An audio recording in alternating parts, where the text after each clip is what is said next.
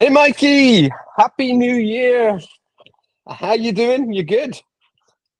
I am good. Yeah, hard to believe that we're in another new year, and we get to the end of every year, and we say things like, "Can't believe how quickly that year went," and it's just crazy that here we are in 2025. Sure. Yeah, that's the. I mean, I'm thinking back when I was a kid. I mean, that number was like Star Trek number. I thought by 2025 we'll be living on the moon. In levitating cars.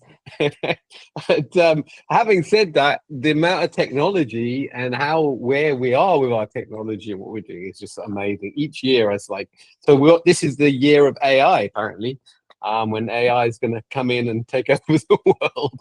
And I remember was it 2001 when the internet was like going to take over the world, and we all start these years like with all this new technology, and we're all like full of excitement and fear. Anyway, interesting times beginning of the year, eh?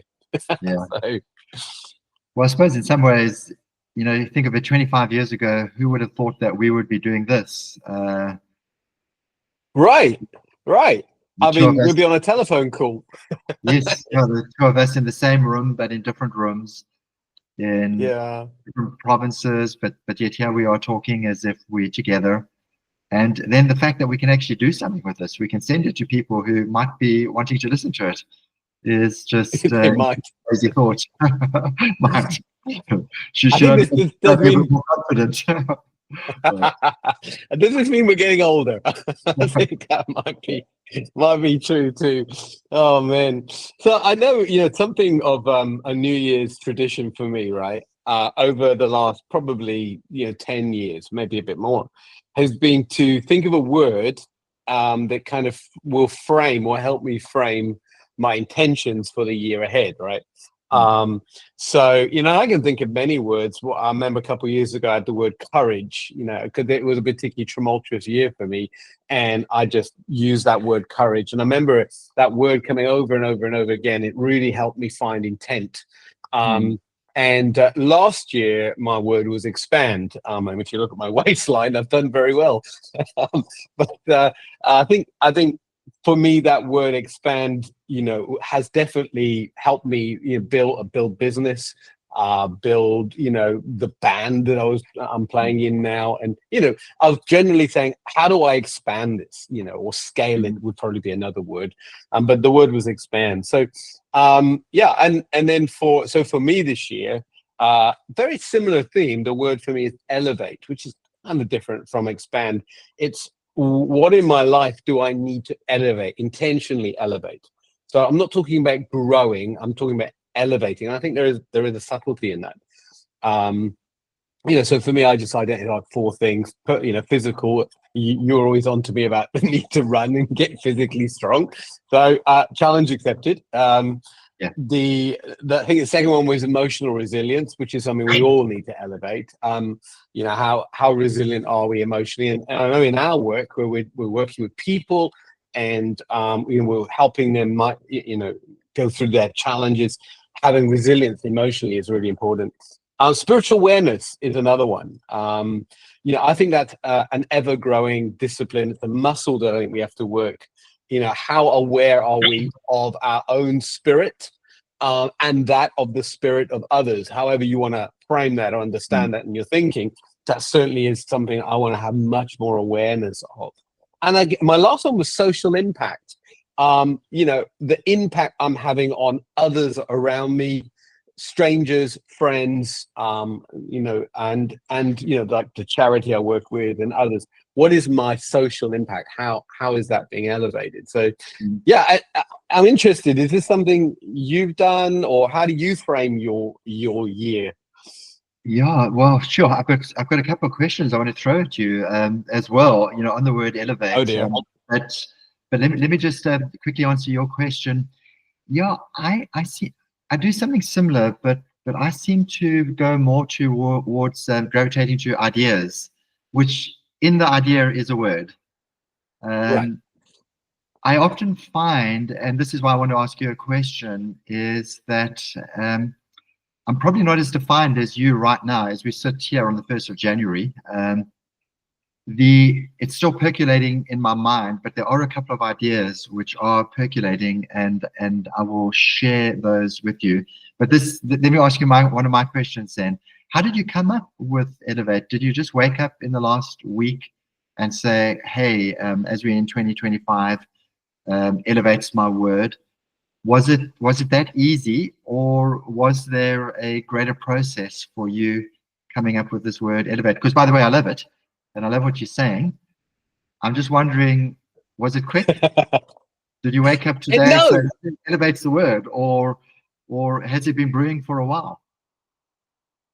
So the word elevate hasn't been brewing for a while, but what it means, the feeling, it's interesting. It's interesting. I get the sense of what I feel the next year will be.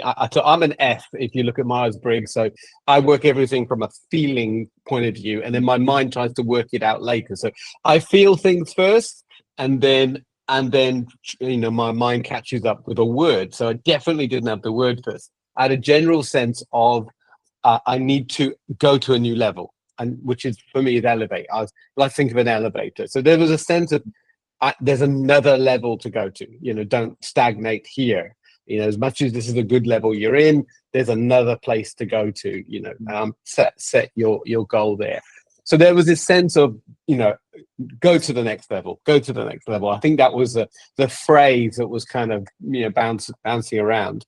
And so I have to be honest, I played around with ChatGPT and all sorts of things, and threw all my ideas into this pot, and then said, give me a word that will kind of articulate what my feeling is, and that's where I landed up with elevate. So essentially to go to the next level in those areas.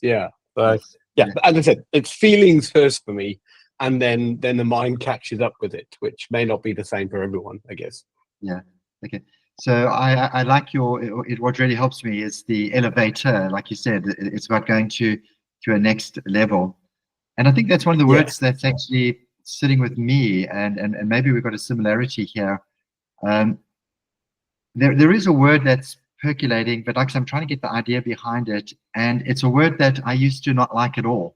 But there's reason for it. But it's the word excellence, and excellence can be described as a minimum lovable product, very, very different to perfect. Perfect is something's got to be perfect. It's got to be no flaws. Excellence is not necessarily the pursuit of no flaws, but it's whatever I do is lovable. It's digging into my potential.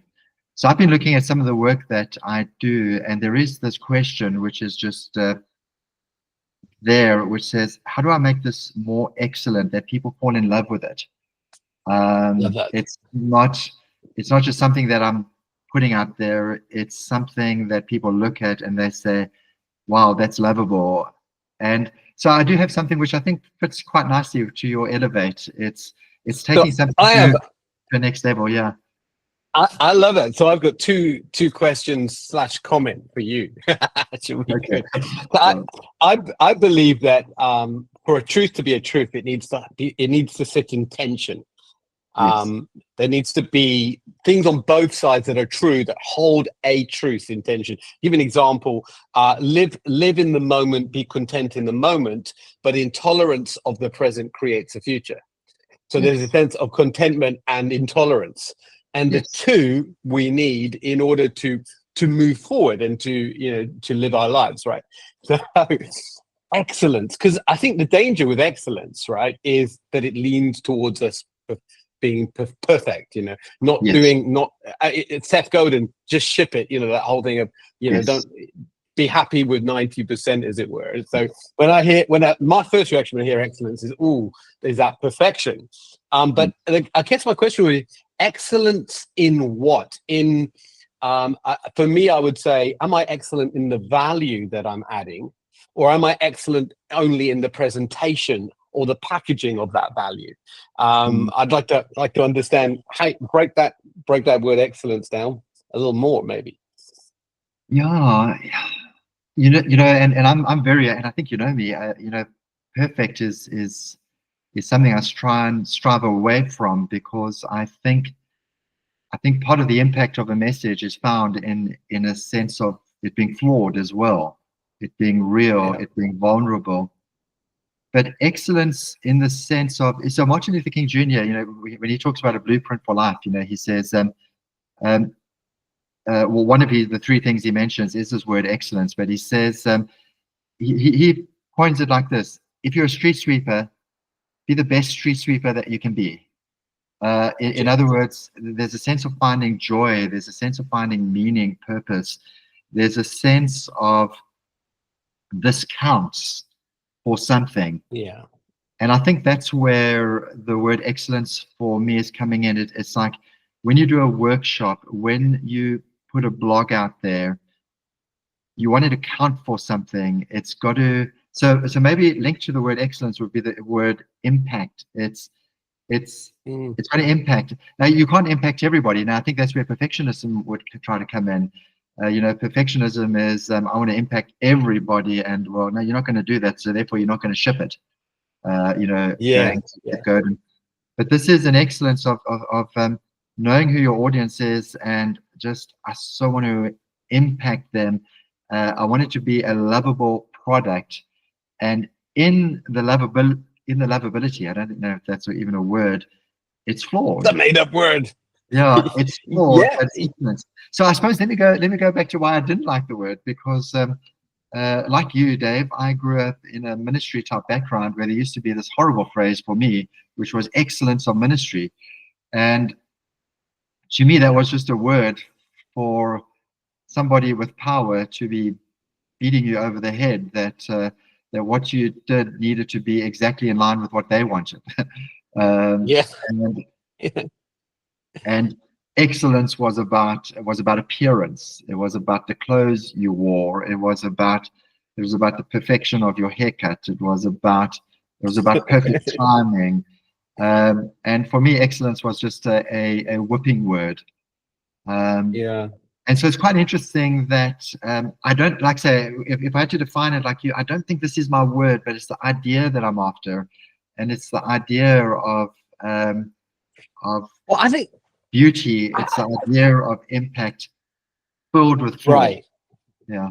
So what you're touching on where I was going to go is, so when you speak about excellence, the excellence is a fruit. You know, I love roots and fruits, right? So for me, excellence is a fruit, a direct fruit of passion and purpose. So I would say, you know, I love this quote: "The glory of God is seen greatest in a man fully alive." When someone is in their sweet spot and they're working in their passion, I think they produce their greatest work. You know, Yeah. and I think excellence is almost a byproduct of us making sure that what we're doing is done in the center of passion and purpose. You know, I would imagine that if you're doing something that you don't feel that passionate about, it's quite easy to go, oh, well, that will do. You know, it'll be good enough. But I think when you care for something and you're passionate about it, there is this. I think you'll produce excellent work without having to say, I need, you know, this Yes. it's bearing this. Does that make sense? Yeah, no, absolutely. And so I think if I had to have a couple of questions around the thought or the idea, it would be, when I'm doing something, your thought that you just shared now, when I'm doing something, is my heart in this? Right. Great question. Would be the one question. The second question would be, and how do I make this more beautiful? How do I make this more lovable? Elevate. Yeah, elevate. Yeah. So how do I elevate it? How do I make it more beautiful? How do I make it more lovable? How do I make it more me? And I think excellence probably is closely linked to the word potential. You know, it's living into an embodiment of who you are. Yeah. Yeah. Not I love that. Not imitating. Imitating, I don't think, can ever be excellent. It's, you know, I'm just imitating what somebody else is doing.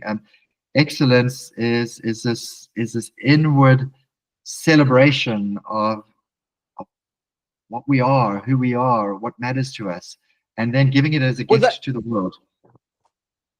Love that. And the difference between excellence and perfection is a destination. excellence is a journey. I think this is what I'm hearing when you talk about this. When we talk about it needs to be perfect, there's a finality about it, right? Yes. That's the end of the junction. There it is. When we talk about excellence, no, it's just a journey. We're on a journey of excellence. Yes. It's a manifestation of me journeying with my purpose, journeying with my desires, journeying with all of this magic that's within each of us, right? And as we journey with it, we call that journey a journey of excellence, a journey of this thing called excellence. And I would hope that each of us, certainly here's the challenge for you and challenging myself, that we would look back at the end of 2025 and say, is our work more excellent than it was in 2024? Yeah, and we look back at the end of 25 and really it's like, did we show up? And for me, that's excellence. We showed up. Yeah. We so for me, a big difference between perfect and excellence is perfection is no mistakes. Excellence is, wow, look at how I grew through those mistakes. Yeah. Mark Mason, who I know you're a huge fan of, but he talks about, he says, what are the benefits that you gain even if you fail? And if you gain benefits through failure, then it's school fees. It's exactly, yeah. It's like school fees. And so excellence, elevation is this beautiful learning growth that happens through everything.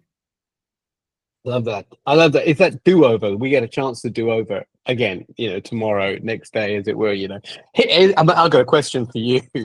So what one or two areas do you feel you need the greatest jump to becoming excellent?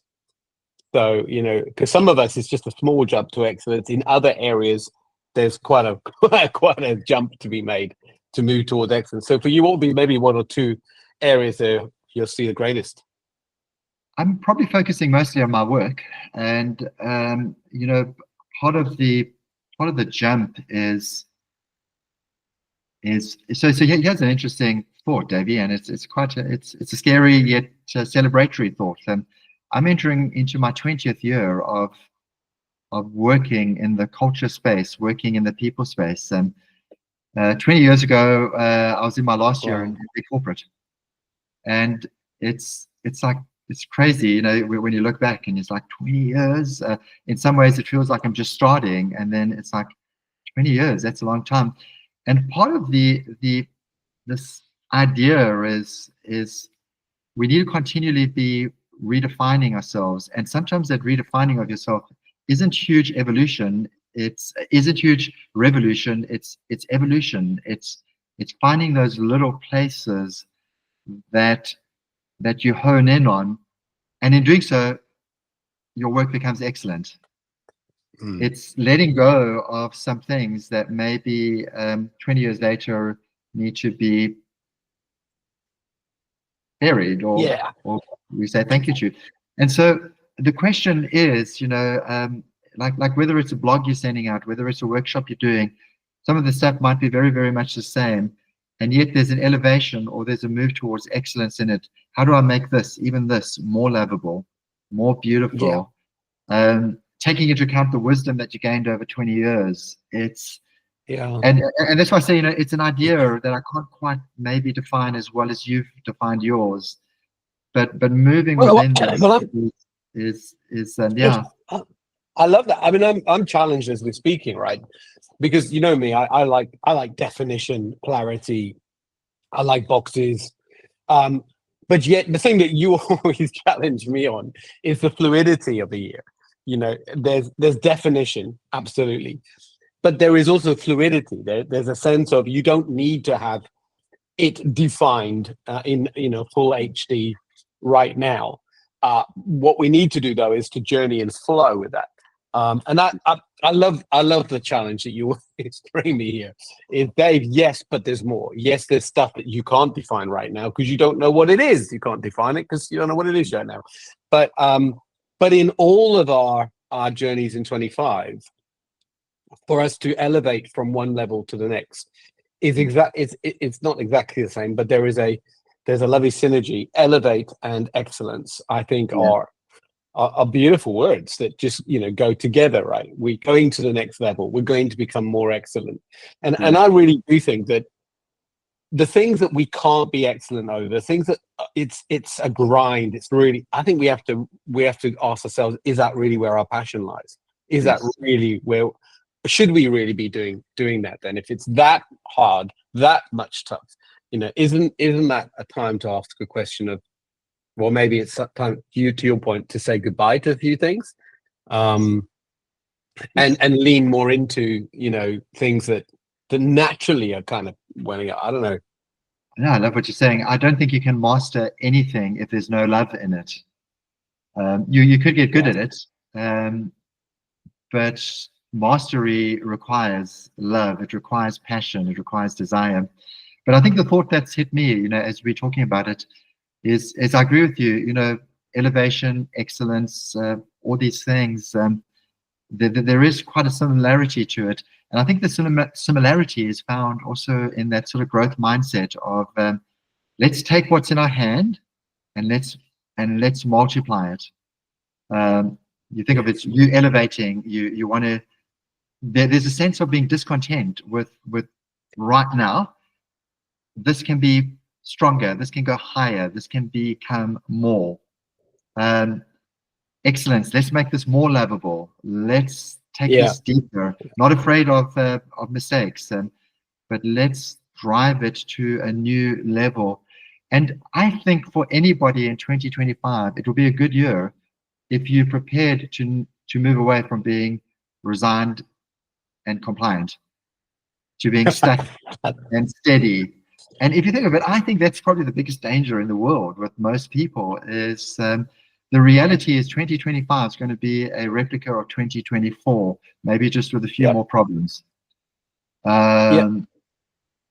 Conformity. Conformity. And whatever people's words are, it must be hopefully this underlying thought which says, I'm taking this deeper, I'm taking this further. I'm saying no to those things. I'm saying yes to these things because I want to have impact. I want to have contribution. I don't want to live in a status of resigned compliance. I love that, and so it comes back to this tensor, these tenses that hold truth in tension. On one side, I know this is a word that we've played with. I like the word grit. There's a sense of this is my direction, and I am going to soldier through because it's where my heart is yielding or yearning for.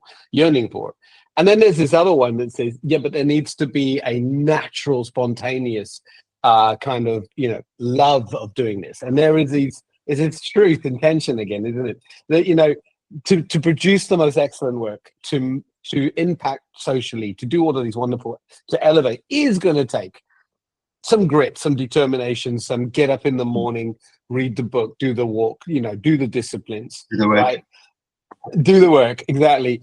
But as you start to do the work, in comes that lovely sense of fluidity and passion, and it awakens. I love that word. Awakens that desire again, and you look back and you go, "Wow, I really love what I do." I love my work. I think that's been true for me this year. Second year of running DB Labs, there are times when I'm in a conversation and we're doing the conversational labor. You're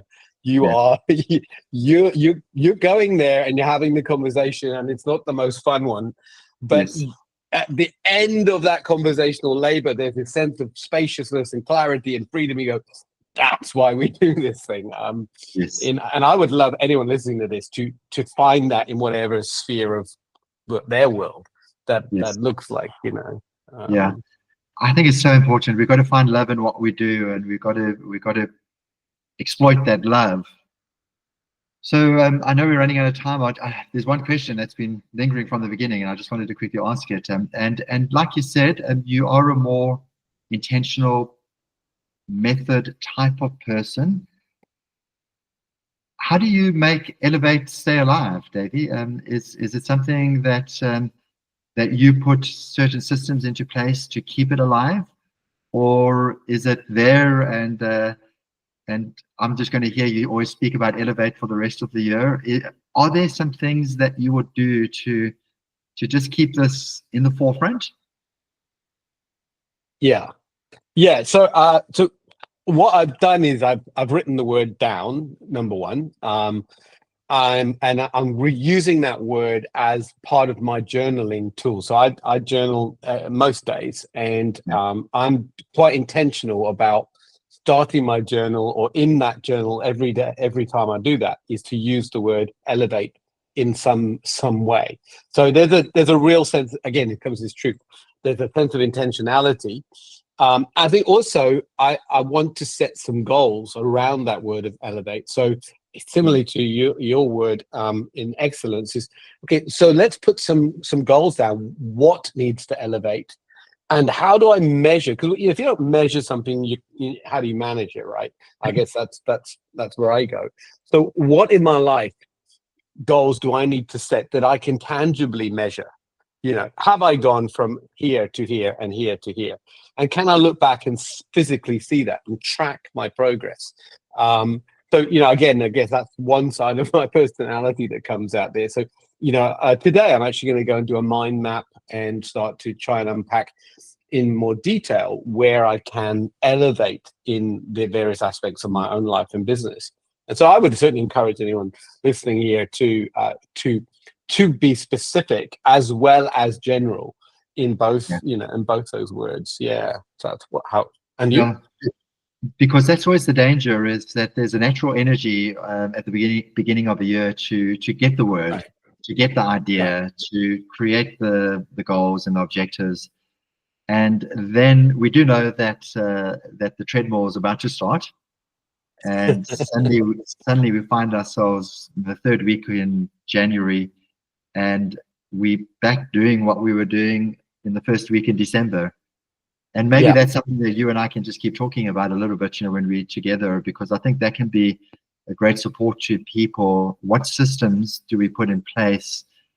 Your system of goals, your system of mind maps that actually support people to make sure that it's not a word for the first week of the year, but it's a word for 55 weeks. Is that right? 55 or 56? I can't even remember how many.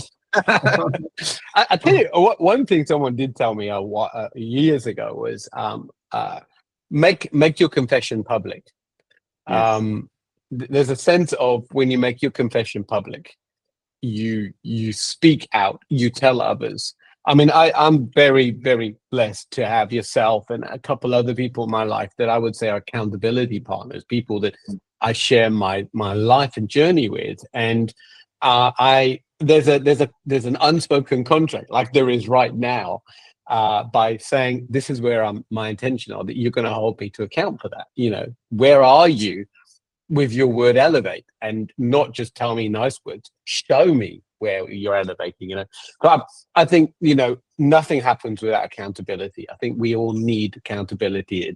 It's like nutrients to the body. As human beings, we need other beings to say, how are you doing with that? So I think that probably is the greatest motivator to stay on track. Okay. Well, I'm happy to be one of those people that just says, "Hey, Davey, what floor are you on at the moment? What floor are you aiming for?" Challenge accepted. I love that. Mikey. I think our time is up, but love. So here's our challenge, and for anyone listening, is that we are challenging each other to do one of these podcasts at least once a month. Throughout the year. There are 12 months, I believe, in a year. I may not know how many weeks there are. I'm more confident on that one. So, yeah. So blessings, my friend, and I will watch with great joy to see how you grow in excellence. Yeah. Well, I'll definitely share the clarity that unfolds as I keep brewing on what I think intuitively is being birthed. So Absolutely. And may we find these truths in tension too. I think that's a theme today as well, is that, you know, with every truth that you have, ask yourself, well, what holds that intention? You know, Yes. and live it this year with these tensions that, you know, it's this and that, not this or that. And I think that's also another powerful word. Great to chat to you, Mike, and looking forward to many more of these as the year goes on. Sure. Thanks, Davey. We'll chat soon. Take care.